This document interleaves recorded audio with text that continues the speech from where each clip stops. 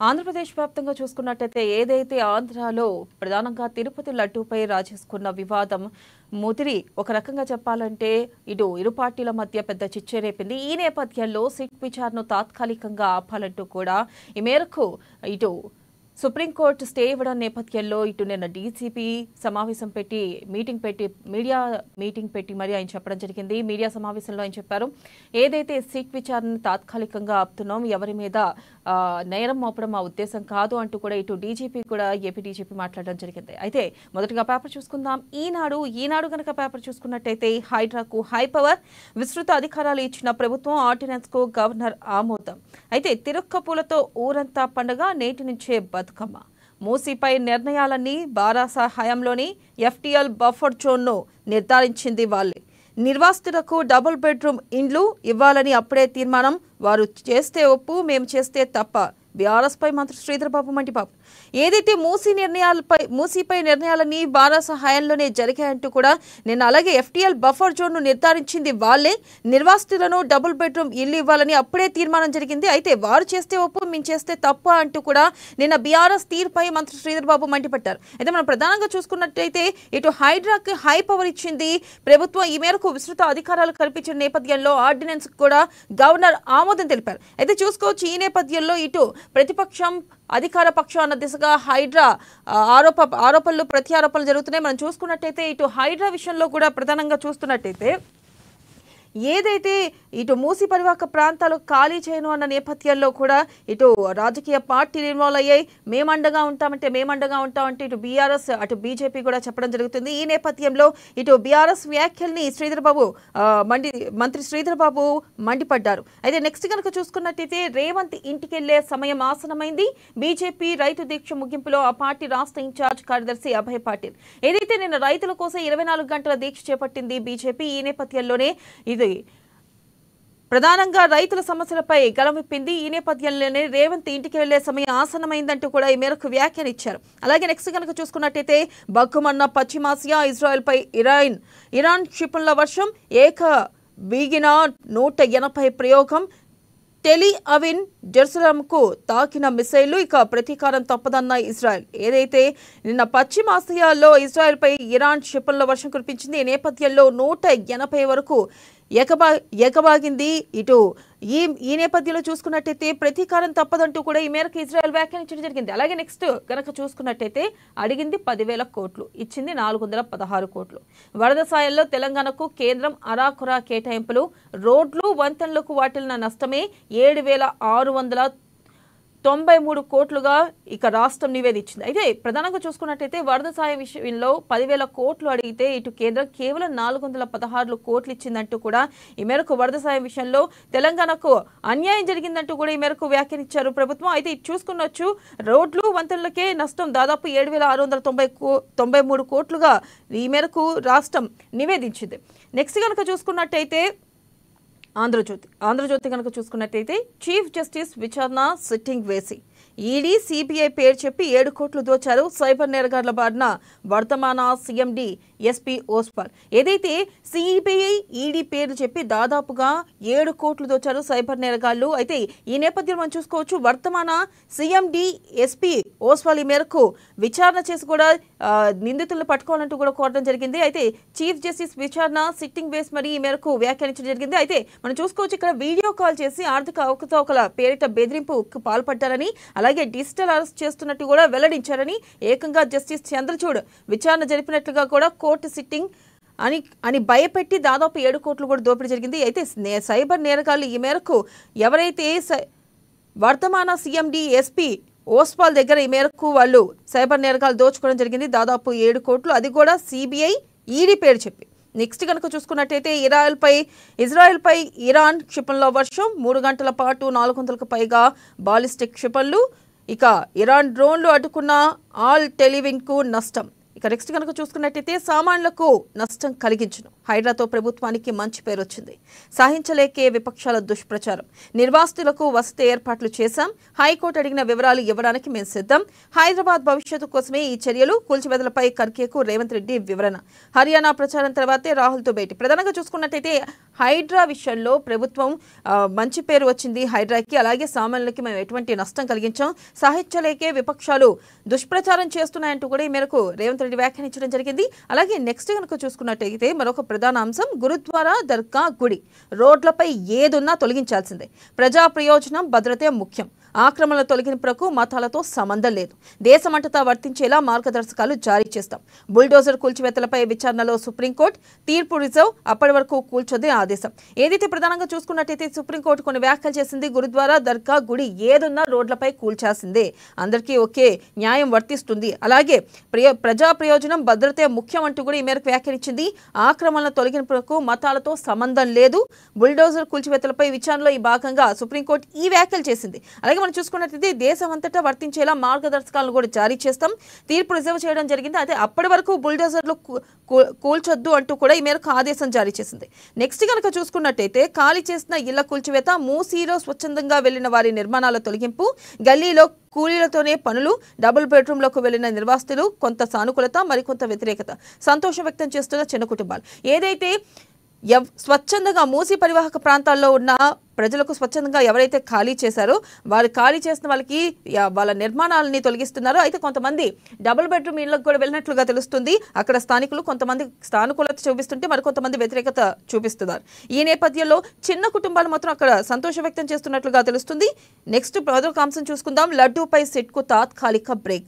Supreme ఆదేశాలు వచ్చేదాకా దర్యాప్తు నిలిపివేత. ఎవరినో ఇరికించాలని మాకు లేదు. చట్టాలను, తీర్పులను గౌరవిస్తాం. ఏపీ డీజీపీ ఏదైతే లడ్డూపై సిట్ విచారణకు తాత్కాలికంగా బ్రేక్ పడినట్టు తెలుస్తుంది. సుప్రీం ఆదేశాల మేరకే దర్యాప్తు నిలిపివేస్తున్నట్లు కూడా ఏపీ డీజీపీ చెప్పడం జరిగింది. అలాగే మరొక విషయం ఇక్కడ ప్రస్తావించారు. ఎవరినో ఇరికించాలనే ఉద్దేశం మాకు లేదు. చట్టాలను, తీర్పులను గౌరవిస్తాం అంటూ కూడా ఈ మేరకు ఏపీ డీజీపీ వ్యాఖ్యలు చేశారు. నెక్స్ట్ కనుక చూసుకున్నట్టయితే స్థానిక సంస్థల ఎన్నికల్లో సంతాన నిబంధన ఎత్తివేత. ఎంతమంది పిల్లలున్నా పోటీ చేయొచ్చు. అలాగే 25% బ్యాంక్ గ్యారెంటీకు ఇస్తేనే ధాన్యం. మిల్లుల రిజిస్ట్రేషన్ డాక్యుమెంట్లు కూడా అందజేయాలి. మిల్లు లీజుకు తీసుకుంటే ఆ రిజిస్ట్రేషన్ డీడ్ తప్పనిసరి. ఇదంతా మిల్లర్లు ధాన్యం అమ్ముకోకుండా కట్టడి చేసేందుకు. ఏదైతే 25% వరకు బ్యాంకు గ్యారంటీ ఇస్తేనే ధాన్యం ఇస్తామంటూ కూడా ఈ మేరకు ప్రభుత్వం చెప్తుంది. మనం ఇక్కడ చూసుకోవచ్చు. ఏదైతే మిల్లులు రిజిస్ట్రేషన్ డాక్యుమెంట్లు కూడా అందజేయాలని, మిల్లు లీజుకు తీసుకుంటేనే ఆ రిజిస్ట్రేషన్ డీడ్ తప్పనిసరి అంటూ కూడా ఈ మేరకు వ్యాఖ్యానించడం జరిగింది. నెక్స్ట్ కనుక చూసుకున్నట్టయితే రేవంత్ సర్కార్ ఇక ఇంటికి 6 గ్యారంటీల అమలుకు కాలం చెల్లింది. కాంగ్రెస్ ప్రభుత్వ వైఫల్యాలను విస్తృతంగా ఎండగడతాం. బీజేపీ నేత అభయ్ పాటిల్ ప్రజలే రేవంత్ భరతం పడతారంటూ కూడా ఈటల వ్యాఖ్యానించడం జరిగింది. ఏదైతే నిన్న రైతు సంఘాలతో ప్రధానంగా 24 గంటల దీక్ష చేయడం జరిగింది. ఈ దీక్షలో భాగంగా ఈ మేరకు కీలక వ్యాఖ్యలు చేశారు. 6 గ్యారెంటీల అమలుకు కాలం చెల్లింది అంటూ కూడా ఈ మేరకు వ్యాఖ్యానించడం జరిగింది. ఇటు ఈటల కూడా ప్రజలే రేవంత్ భరతం పడతారంటూ కూడా ఈ మేరకు వ్యాఖ్యానించడం జరిగింది. ఇక నెక్స్ట్ కనుక చూసుకున్నట్టయితే వెలుగు కనుక చూసుకుంటే అడిగింది 10,000 కోట్లు, ఇచ్చింది 416 కోట్లు. గత పేపర్లో కూడా మనం చూసుకున్నాం. ఏదైతే 10,000 కోట్లు వరద సాయం అడిగితే కేవలం ఇటు తెలంగాణకు అన్యాయం జరిగింది అంటూ కూడా రాష్ట్ర ప్రభుత్వం చెప్పడం జరుగుతుంది. ఇక బుల్డోజర్లకు అడ్డుపడండి, ఒకరికి ఇల్లు కూలిస్తే అందరూ తగులుకోండి, ఒక్కరి ఇల్లు కూర్చున్నా అందరినీ తగులుకోండి అంటూ కూడా కేటీఆర్ వ్యాఖ్యానించారు. RBX కు చెరిపేసే కేసీఆర్ అని రాయండి. RBX ను చెరిపేసి కేసీఆర్ అని రాయండి. రేవంత్ కాదు, ఆయన తాతొచ్చినా ఏమీ చేయలేడు. మూసీమి లూటో ఢిల్లీ మే బంటో అంటూ అనేది కాంగ్రెస్ నినాదం అంటూ కూడా ఈ మేరకు వ్యాఖ్యానించారు. మూసీమే లూటో ఢిల్లీ మే బంటో అంటూ అనేది కాంగ్రెస్ నినాదం అంటూ కూడా కేటీఆర్ కీలక వ్యాఖ్యలు చేశారు. అయితే మనం చూసుకున్నట్టయితే మూసీ పరివాహక ప్రాంతాల విషయంలో కేటీఆర్ ఈ మేరకు వ్యాఖ్యానించడం జరిగింది ప్రజలను ఉద్దేశించి. ఇటు మరొక అంశం చూసుకోవచ్చు. బీఆర్ఎస్ విష ప్రచారాన్ని తిప్పికొడతాం. మూసీ హైడ్రాపై గులాబీ పార్టీ తీరును ఎండగట్టాలని కాంగ్రెస్ నిర్ణయం తీసుకుంది. ఇప్పటికే మంత్రులు, ఎమ్మెల్యేల కౌంటర్ అటాక్ చేశారు. అలాగే జనానికి వాస్తవాలు చెప్పాలని పార్టీ కేడర్కు పీసీసీ చీఫ్ పిలుపునిచ్చారు. ఏదైతే మనం ప్రధానంగా చూసుకున్నట్టయితే ఇటు బీఆర్ఎస్ విష ప్రచారాన్ని తిప్పికొడదామంటూ కూడా ఇటు మూసీ హైడ్రాపై పార్టీ తీరుని ఎండగట్టాలంటూ కూడా రాష్ట్ర కాంగ్రెస్ ప్రభుత్వం నిర్ణయించింది. అలాగే బీఆర్ఎస్ ఇవ్వకుండా, బారాస ఇవ్వకుండా రెచ్చగొట్టుండేది కేటీఆర్ హరీష్ పై మంత్రి కోమిటిరెడ్డి వెంకటరెడ్డి ఫైర్ 10 లక్షల కోట్లు అప్పు చేసి కనీసం మూసిని బాగు చేయలేదు. అయితే ప్రధానంగా చూసుకున్నట్టయితే బీఆర్ఎస్ మీద ఈయన కోమిటిరెడ్డి వెంకటరెడ్డి ఫైర్ అవ్వడం జరిగింది. 10 లక్షల కోట్లు అప్పు చేసి కనీసం మూసిని బాగు చేయలేదంటూ కూడా ఈ మేరకు ఆయన వ్యాఖ్యానించారు. నెక్స్ట్ కనుక చూసుకున్నట్టయితే ఇచ్చిన హామీలు ఏమయ్యాయి, చెప్పిన మాటలన్నీ రేవంత్ మర్చిపోయిండు. ఏలేటి రైతులకు ఇచ్చిన హామీలు అమలు చేసే వరకు పోరాడతాం. టైంపాస్ కు రాష్ట్ర కేబినెట్ మీటింగ్స్ నిర్వహిస్తున్నారని విమర్శ. హైడ్రా పేరిట పేదలను బ్లాక్మెయిల్ చేస్తున్నారని అరవింద్. జన్వాడ ఫామ్ హౌస్ ఎందుకు కూల్చట్లేదు కొండా విశ్వేశ్వరరెడ్డి. ముగిసిన బీజేపీ 24 గంటల రైతు హామీల దీక్ష. ఏదైతే రైతు హామీల సాధన దీక్షలో భాగంగా ఈ మేరకు ప్రశ్నించడం జరిగింది. బీజేపీ నేతలు కూడా ఎందుకు ఇంకా జన్వాడ ఫామ్ హౌస్ కూల్చడం లేదంటూ కూడా అరవింద్ వ్యాఖ్యానించడం జరిగింది.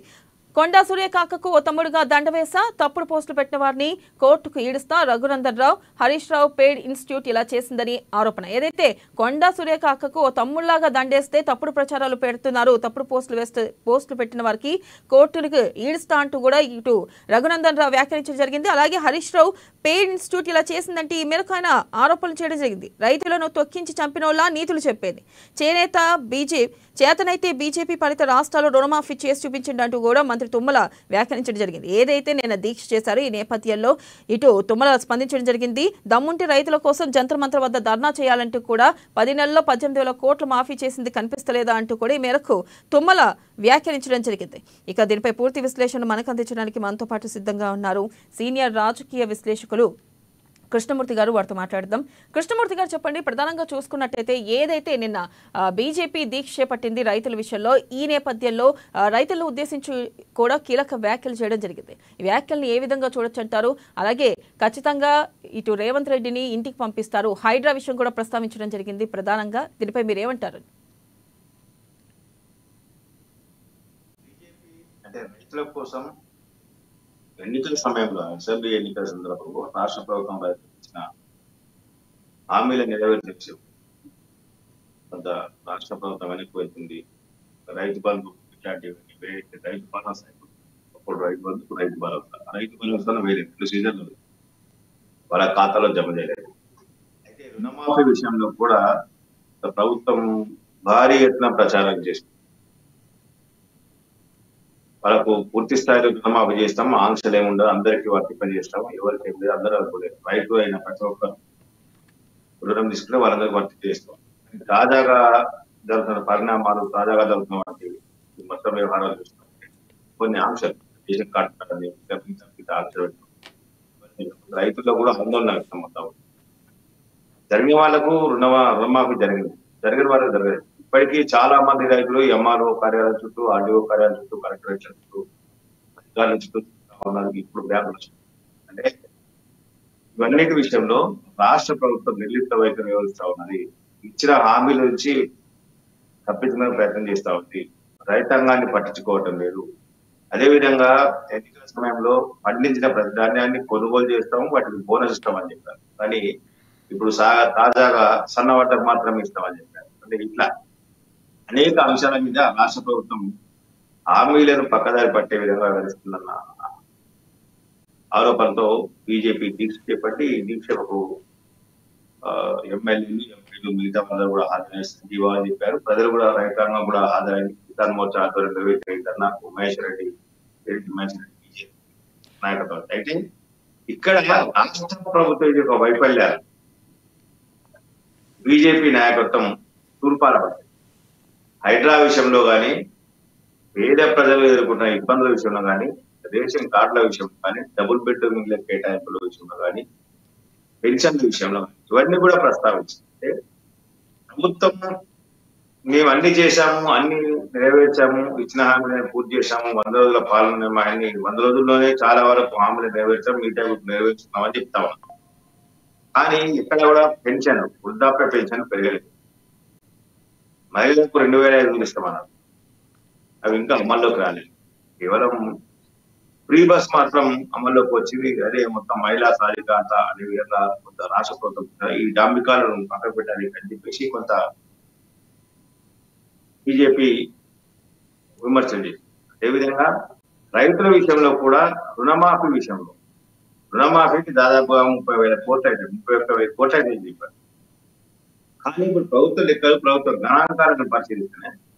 18,000 కోట్లకు వచ్చినట్టు. ఇంకా 13,000 కోట్లు రైతాంగాన్ని చెల్లించాల్సిన అవసరం. చాలా మంది రైతులు రుణమాఫీ జరగలేదు అని చూద్దా ఉన్నారు. ఇప్పుడు సీజన్ ఇంకో వస్తుంది, మళ్ళీ మళ్ళీ ఇంకో సీజన్ మనకు అవసరం కాబట్టి ఇంకా వాళ్ళకు బ్యాంకులు రుణాలు ఇవ్వలేదు. ప్రైవేట్ వ్యక్తుల నుంచి అప్పులు తీసుకొచ్చి వాళ్ళు సాగు చేసుకున్న పరిస్థితి వచ్చింది. అంటే ప్రభుత్వం రుణమాఫీ అని ప్రకటించకపోయినా రైతాంగం అష్ట కష్టాలు పడి రుణాలు ఇస్తూ మళ్ళీ కొత్త వాళ్ళు తీసుకోవాలి. కానీ అలా చేయలేదు. అవసరమైతే మీరు తెచ్చుకొని మేము మళ్ళీ కడతామని చెప్పారు. కానీ కట్టకపోవడం తోటి రైతాంగం సందిగ్ధంలో వాళ్ళు ఇబ్బందులు పడతాం. అదేవిధంగా రైతుల కోసం రైతు బంధు పథకాన్ని, రైతు భరోసా పథకాన్ని అమలు చేస్తాం. వాళ్ళకు ఆర్థిక సహాయాన్ని అందిస్తాం, ఏదో కొంత పెట్టుబడి ప్రభుత్వం పరంగా అందిస్తాం, ప్రోత్సహిస్తాం అని చెప్పారు. అది కూడా ఇంతవరకు అన్నారు. ఏమంటే మీనమే సెలెక్కిస్తుంది రాష్ట్రం. ఇవన్నిటినీ బీజేపీ నాయకత్వం కొంత పట్టింది. అదేవిధంగా రేవంత్ రెడ్డి ప్రభుత్వం ఇచ్చిన హామీలను పక్కకు పెట్టి ఢిల్లీ పెద్దల ప్రాపకం కోసం పాల్గొడుతున్నారు. ఇది సరైనది కాదు. ప్రజలు కూడా దీని మీద బీజేపీ కాంగ్రెస్ పార్టీ ప్రభుత్వం మీద కొంత వ్యతిరేకత మొదలైంది. వాళ్ళు వ్యతిరేకత వ్యక్తం చేస్తా ఉన్నారు. అయితే దీన్ని అనుకూలంగా మలుచుకుంటామని చెప్పేసి బీజేపీ కొంత మాట్లాడుతుంది. ఈ విషయంలో కూడా అలాగే మనం చూసుకున్నట్లయితే ఇక్కడ హైడ్రా విషయంలో కూడా ఇటు ప్రధానంగా ఇటు అరవింద్ కూడా వ్యాఖ్యానించడం జరిగింది. ఎందుకు జన్వాడ ఫామ్ హౌస్ కూల్చలేదు, ఎందుకు హైడ్రాతో ప్రజల్ని భయపడుతున్నారంటూ కూడా వ్యాఖ్యలు చేశారు. ఈ వ్యాఖ్యలను ఏ విధంగా చూడొచ్చుంటారు? కొండా విశ్వేశ్వరరెడ్డి ఆ వ్యాఖ్యలు, జన్వాడ ఫామ్ హౌస్ గురించి కొండా విశ్వేశ్వరరెడ్డి వ్యాఖ్యలు చేశారు. అవును, ధర్మపురి అరవింద్ సంబంధం. ఎందుకంటే కొండా విశ్వేశ్వరరెడ్డి చేవెళ్ళ నుంచి ప్రాధాన్యం వహిస్తా ఉన్నది ఎంపీ. కాబట్టి జన్వాడ ఫామ్ హౌస్ అనేది చేవెళ్ళ కాన్స్టిట్యున్సీలోకి వస్తుంది కాబట్టి దాని గురించి మాట్లాడు. వాళ్ళు ప్రభుత్వం కూడా చెప్పింది, స్వయంగా సీఎం రేవంత్ రెడ్డి చెప్పారు, నిబంధనల మేరకే వ్యవహరిస్తాము, ఎవరిని కష్టాలు లేవు. జన్వాడ ఫామ్ హౌస్ విషయంలో విచారణ జరుగుతూ ఉన్నది. అధికారులు ఇచ్చిన నివేదికలను పరిశీలించిన తర్వాత నిర్ణయం తీసుకుంటాము. ఫిరంగి నాణా మీద కట్టిరు అని చెప్పేసి కొంత ఆరోపణలు వస్తా ఉన్నాయి. అనుమతులు లేకుండా నిర్మించుకున్నారు అన్న ఆరోపణలు వస్తా ఉన్నాయి. మన నాలా మీద కట్టిరా లేదంటే అనుమతులు లేకుండా ఉన్నదా అనే విషయాన్ని కొంత అధికారులు పరిశీలిస్తా ఉన్నారు. పరిస్థితిని నిర్ణయం తీసుకునే అవకాశం ఉంది. అయితే గతంలో చెప్పినట్టుగా అక్కడ ఆక్రమణలు అన్నింటి కూలుస్తామంటున్నారు. జన్వాడ ఫామ్ హౌస్ అక్రమమా సక్రమమా అనేది కూడా ప్రభుత్వం తేల్చిన తర్వాత దాని మీద ఒక నిర్ణయం తీసుకునే అవకాశం. జన్వాడ ఫామ్ హౌస్ ఎందుకు అంటే మాజీ మంత్రి కేటీఆర్ దాన్ని ఆయన అధికారంలో ఉన్నంత కాలం దాన్ని తన నివాస వాడుకున్నారు. ఆ తర్వాత తమిళ కాదు డీజీ తీసుకున్నారు. ఎన్నికల అఫిడవిట్ లో ఆ జన్వాడ ఫామ్ హౌస్ తనదే అని చెప్పేసి చెప్పారు. అంటే కొంత వివాదాల సుడిగుండంలో ఈ జన్వాడ ఫామ్ హౌస్, ఈ మొత్తం వ్యవహారం అంటే హైడ్రా వచ్చింది కూడా జన్వాడ కోసమే. జన్వాడ ఫామ్ హౌస్ కోసం హైడ్రా ఏర్పడి మొదట్లో కొంత ప్రచారం జరిగింది. కానీ హైడ్రా ఇప్పుడు వేరే మార్గంలో వెళ్తా ఉంది. హైదరాబాద్లోకి ఈ ఫామ్ హౌస్ రాదు. గ్రేటర్ హైదరాబాద్ వరకే పరిమితం చేసింది కాబట్టి అవుట్ ఆఫ్ గ్రేటర్ హైదరాబాద్ లో జన్వాడ ఫామ్ హౌస్ అది కొంత అంటే ఆ విషయంలో రాష్ట్ర ప్రభుత్వం ఇప్పటికే కొంత హైడ్రా కానీ మూర్తి విషయంలో కొంత హైకోర్టు మొట్టికాయలు వేసింది. తర్వాత కొంత ప్రజల నుంచి వ్యతిరేకత వ్యక్తం అవుతా ఉన్నది. ప్రజల నుంచి తిరుగుబాటు మొదలవుతా ఉన్నది హైడ్రా కానీ మూర్తి విషయం. కాబట్టి ఆ విషయంలో కొంత రాష్ట్ర ప్రభుత్వం ఆచితూచి స్పందించాలి. ఎందుకంటే ప్రధాన ప్రతిపక్ష నాయకులకు సంబంధించినటువంటి ప్రధానమైనటువంటి అంశం. ఇక్కడ మరొక విషయం ఏంటంటే బీజేపీ నేత మరొక విషయం ఏంటంటే కాంగ్రెస్ నేత తుమ్మల స్పందించడం జరిగింది. అయితే ఈ మేరకు ఆయన బీజేపీ నేతలు ఏదైతే వ్యాఖ్యానించారో వాటిని ఉద్దేశించి ఆయన మాట్లాడారు. మీకు దమ్ముంటే మరి జంతర్ మంతర్ దగ్గర ఢిల్లీలో వెళ్ళి మీరు రైతుల చేతనైతే బీజేపీ పాలిత రాష్ట్రాల్లో రుణమాఫీ చేసి చూపించండి, అలాగే జంతర్ మంతర్ వద్ద ధర్నా చేయండి అంటూ కూడా ఈ వ్యాఖ్యలు చేశారు. అలాగే మనం ఇక్కడ మరొక అంశం చూసుకోవచ్చు. మేము ఈ ఏడాది పూర్తయ్యే నాటికి మొత్తం రుణమాఫీ చేస్తామంటూ కూడా ఈ మేరకు ఆయన ప్రకటించడం జరిగింది. దీన్ని ఏ విధంగా చూడొచ్చుంటారు? మంత్రి గారు చెప్పిన విషయం కొంత ఆలోచన చేసుకోవాల్సిన అవసరం. బీజేపీ పాలిత రాష్ట్రాల్లో రుణమాఫీ జరగాలి, దమ్ముంటే జరపండి. ఎన్నికల సందర్భంగా ఆ బీజేపీ పాలిత రాష్ట్రాల్లో బీజేపీ ప్రభుత్వం కానీ బీజేపీ పార్టీ కానీ రుణమాఫీ విషయాన్ని ప్రధాన అజెండాగా తీసుకెళ్ళింది. ఈ మాఫీ అన్నిటి విషయంలో బీజేపీ కొంత వ్యతిరేకం.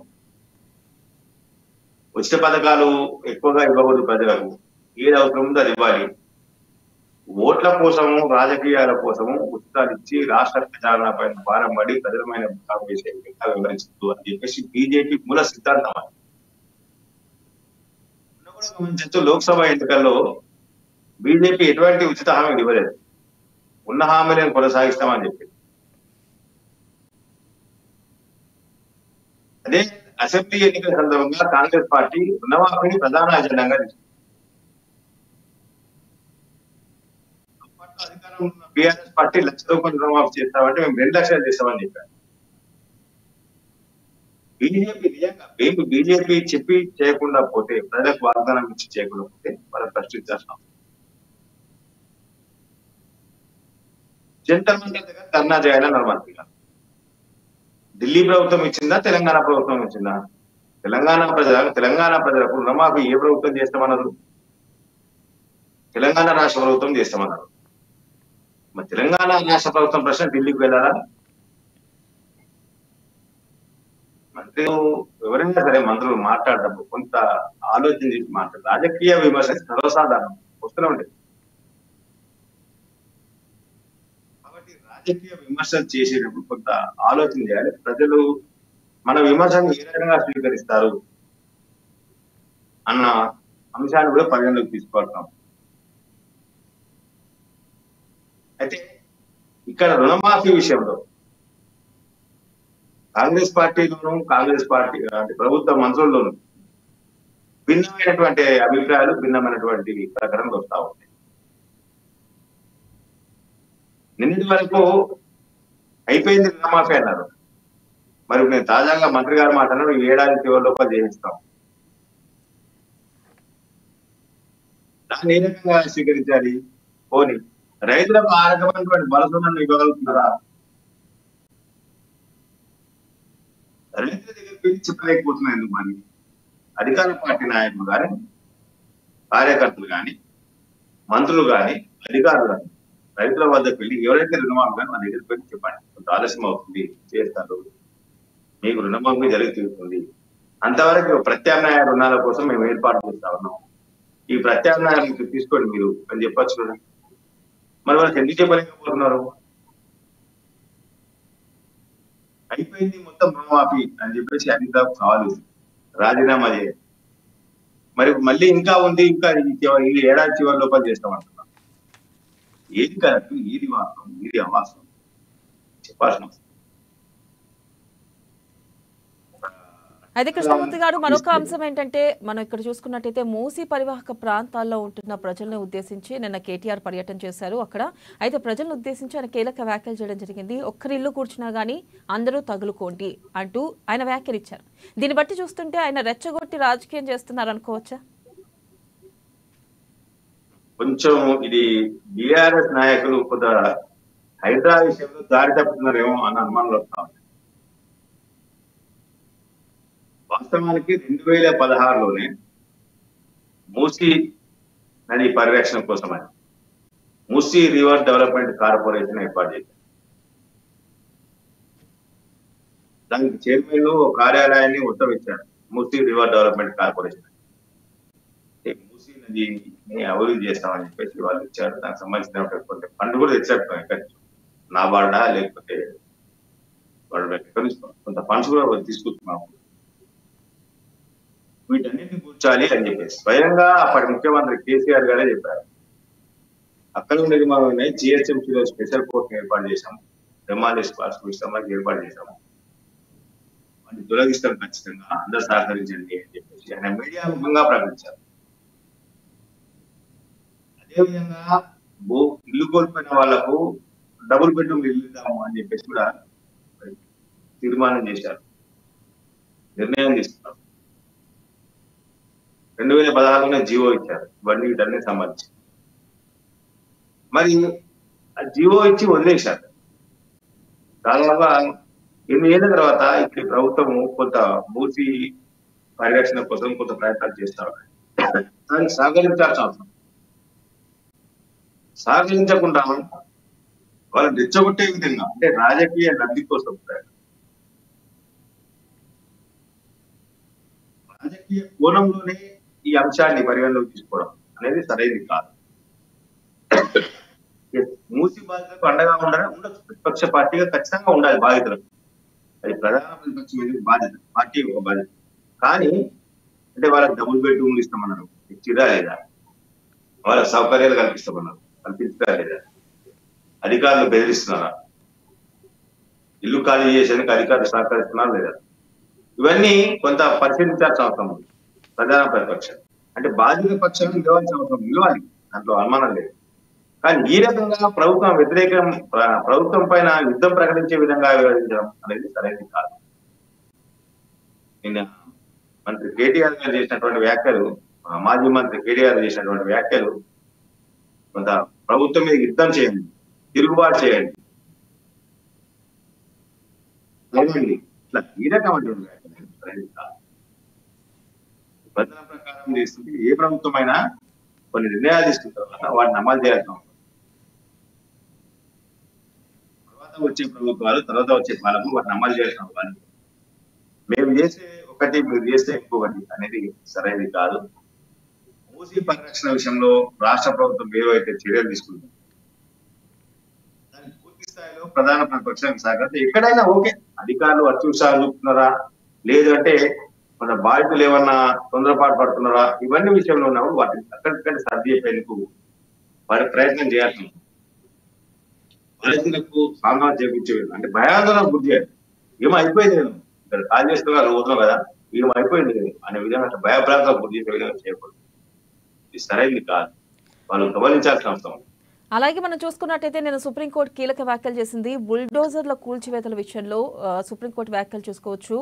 ఏదైతే అక్రమ నిర్మాణాలు, గుడైనా సరే, మసీదైనా సరే, లేకపోతే చర్చ్ అయినా సరే, ఏదున్నా సరే కూల్చేయండి, ఎందుకంటే అందరూ ఒకటే సమానం, ఆక్రమణను తొలగించడమే ముఖ్యం అంటూ కూడా బుల్డోజర్ల విషయంపై సుప్రీంకోర్టు వ్యాఖ్యలించింది. అలాగే మరొక విషయం కూడా చెప్పడం జరిగింది.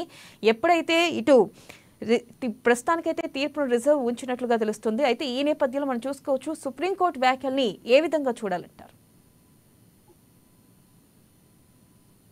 దేశ అభివృద్ధికి రహదారులు ముఖ్యం. వాటి నిర్మాణం విషయంలో కొన్ని చోట్ల అభ్యంతరాలు వ్యక్తం ఉంటాయి. తాజాగా ఉప్పల్ ఎలివేటెడ్ కారిడార్ అంటే సుప్రీంకోర్టులో ఈ అంశం ప్రస్తావన లేదు, కానీ మన దగ్గర జరిగిన ఒక ఎగ్జాంపుల్ తాజాగా మరోసారి గుర్తు చేస్తున్నామని, తాజా ఘటన ఎగ్జాంపుల్ గా తాజా ఘటన మనం ఒకటి గుర్తు చేస్తున్నామని ఇక్కడ ప్రస్తావించాల్సిన అవసరం. ఉప్పల్ కారిడార్ విషయంలో కొంత భూసేకరణ విషయంలో గత ప్రభుత్వం కేసీఆర్ ఉన్నప్పుడు కొంత భూసేకరణ చేసే ప్రయత్నం చేశారు, ఒప్పించారు. ఆ తర్వాత కూల్చివేత జరిగిన తర్వాత ఒక వర్గం వచ్చి లేదు మేము ఇక్కడ మళ్ళీ మేము ఇక్కడే ప్రార్థన చేసుకుంటాం, ఇక్కడే ఉంటామని చెప్పేసి ఆందోళన చేసి ఆగింది. ఇప్పుడు ఆ ఉప్పల్ కారిడార్ అనేది ప్రశ్నారకంగా మారింది. ఎందుకంటే అక్కడ జాప్యం జరుగుతా ఉన్నాయి. అంటే ఇట్లాంటి సంఘటన చాలా జరుగుతా ఉన్నాయి. రోడ్డు బయట అక్కడ ఒకటి కొత్తగా మత ప్రార్థనా స్థలం వెలుస్తారు. అది వీలది వాళ్ళది కాదు, ఎవరిదైనా కానీ ఏదో ఒక జెండా మాత్రం, ఏదో ఒక ఫోటో పెట్టడము,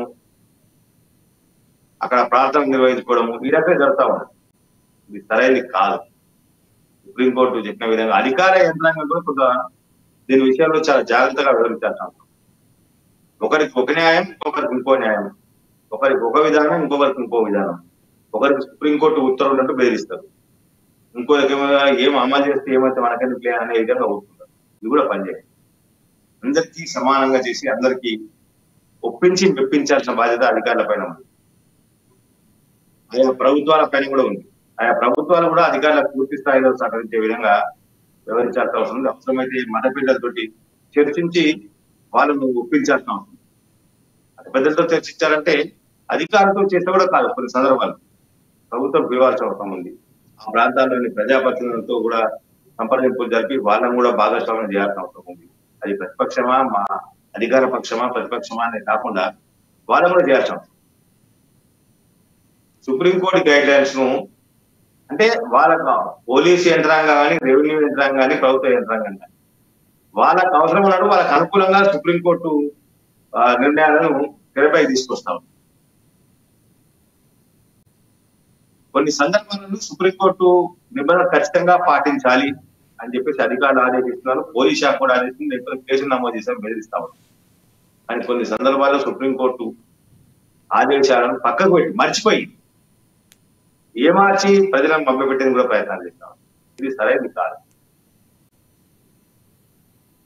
ఏదో సుప్రీంకోర్టు ఆర్డర్ ఇచ్చిందో అక్కడ జరగమంటున్నారు. రక్షణ మందిరాన్ని పూర్తి స్థాయిలో తొలగించి అక్కడ కర్మలు చేయవాలంటే రోడ్డు పక్కన జరపండి అంటున్నారు. ఇప్పటికి చాలా చోట్ల ప్రజలు సహకరిస్తా ఉన్నారు. అనేక చోట్ల ప్రార్థనా మందిరాలను ఉన్న చోట నుండి పక్క జరిపే ప్రయత్నాలు చేస్తా ఉన్నారు, సహకరిస్తా ఉన్నారు. కానీ కొంత అధికార యంత్రాంగం తొందరపాటుగా అవుతా ఉంది. ఒక సామెత ఉంది, భయపడే వాళ్ళను భయపెట్టిస్తా ఉన్నారు, బెదిరించే వాళ్ళకు ఇది అధికార యంత్రాంగం భయపడతా ఉన్నారు, ప్రభుత్వాలు భయపడతాం. ఇది సరైనది కాదు. బెదిరించేటప్పుడు బెదిరించండి, ఉద్యోగించాలి.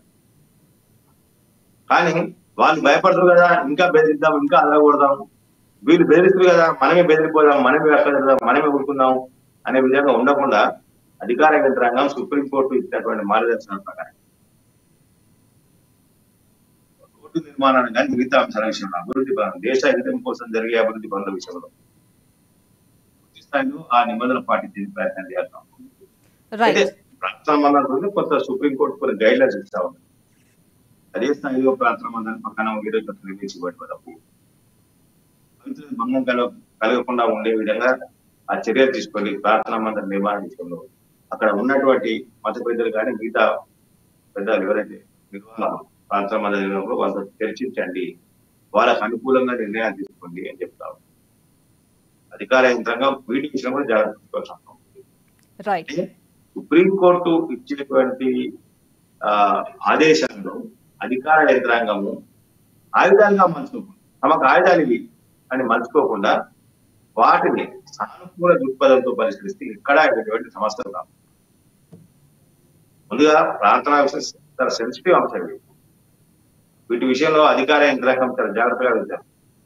ఒకరికి ఒక న్యాయం, మరొకరికి ఇంకో న్యాయం అనే విధంగా వివరించడం అనేది సరైనది కాదు. సుప్రీంకోర్టు కూడా దీని విషయంలో ఇంకొన్ని మార్గదర్శకాలు ఇస్తే బాగుంటుందేమో అన్న అభిప్రాయం కూడా వస్తా ఉంది.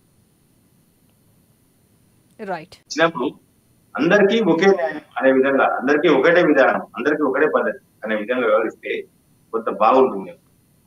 అదే సుప్రీంకోర్టు గైడ్ లైన్స్ లలో ఈ గైడ్ లైన్ కూడా కొనబెట్టి అధికారులకు కూడా కొంత నియమ నిబంధనలు పరిమితులను విధిస్తే మరింత బాగుంటుంది. లేకపోతే ఈ సుప్రీంకోర్టు ఆదేశాలు కూడా కొన్ని సందర్భాల్లో దుర్వినియోగం చేసే ప్రమాదం అయితే ఉంది. ఇవన్నీ లేకుండా దుర్వినియోగం చేయడం ద్వారా కొన్ని సందర్భాల్లో కొంత ఉద్రిక్త పరిస్థితి ఏర్పడే అవకాశం. అధికార యంత్రాంగం చేసేటువంటి చిన్న చిన్న తప్పులు పెద్దగా రాద్ధాంతంగా మారి కొంత శాంతి భద్రతకు విఘాతం కలిగే విధంగా తయారయ్యే అవకాశం. కాబట్టి ఈ విషయంలో కూడా అధికార యంత్రాంగాన్ని సుప్రీంకోర్టు కంట్రోల్ చేసే విధంగా చేయాలి. ఒకవేళ అధికారులు తప్పులు చేస్తే సుప్రీంకోర్టు శిక్షించే విధంగా కూడా ఆ మార్గదర్శకాలలో కొన్ని మార్పులు కొన్ని వెలిస్తే బాగుంటుందేమో అని అభిప్రాయం వ్యక్తం వస్తుంది. ఈ విషయంలో మరోసారి విచారణ జరుగుతుందా, లేకపోతే ఇది నిరంతర ప్రక్రియ. ఎక్కడో చోట ఆ రోడ్డు విస్తరణ జరిగినప్పుడు ఎక్కడో చోట వస్తా ఉంది, దాని మీద వాళ్ళు కోర్టుకు వెళ్ళడం ఇవన్నీ జరుగుతూ ఉంది. నిరంతర ప్రక్రియ. ఇప్పటికీ సుప్రీంకోర్టు చాలా సందర్భాల్లో చాలా విషయాలు